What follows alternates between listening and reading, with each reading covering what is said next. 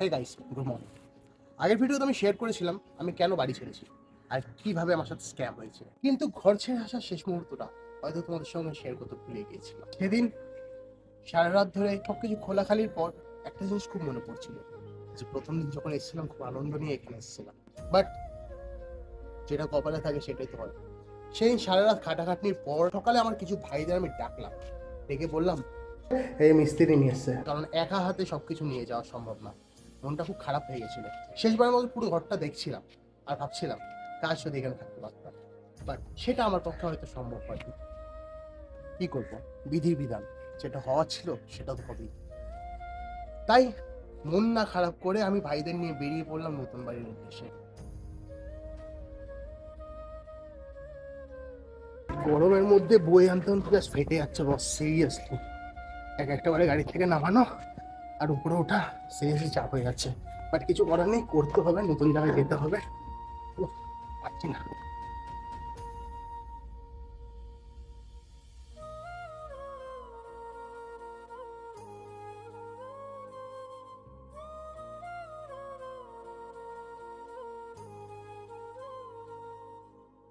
তার মাঝখানে একটুখানি খিল্লি করলাম। অমিত, একটা কথা বলবো, ফোন দিয়ে টাকা কামাতে চাও?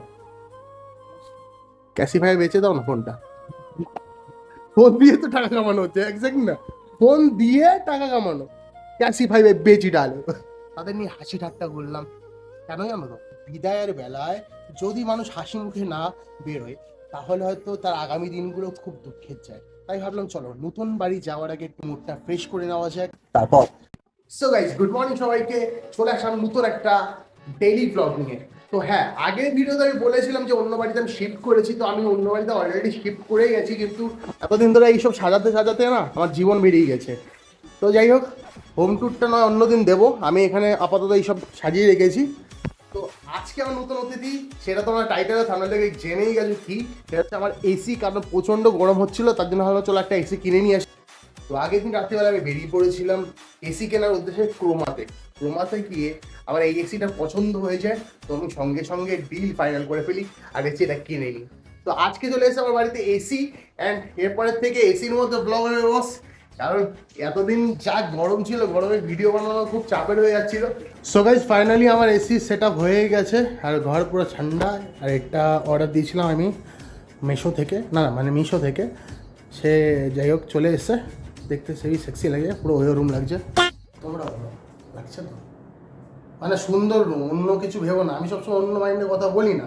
তাও তোমরা বলো, আমার মাথায় নাকি হাওয়াজ ভরা, সেটা ঠিক না। তো এইটা হচ্ছে আমার আর একটা ঘর, যেটা বেশ প্রিন্টিংগুলো দেখো বেশ ভালোই রয়েছে। আমি এখানে এবড়ো খেবড়ো করে রেখে দিয়েছি, ছেলে মানুষ তো বুঝতেই পারছো।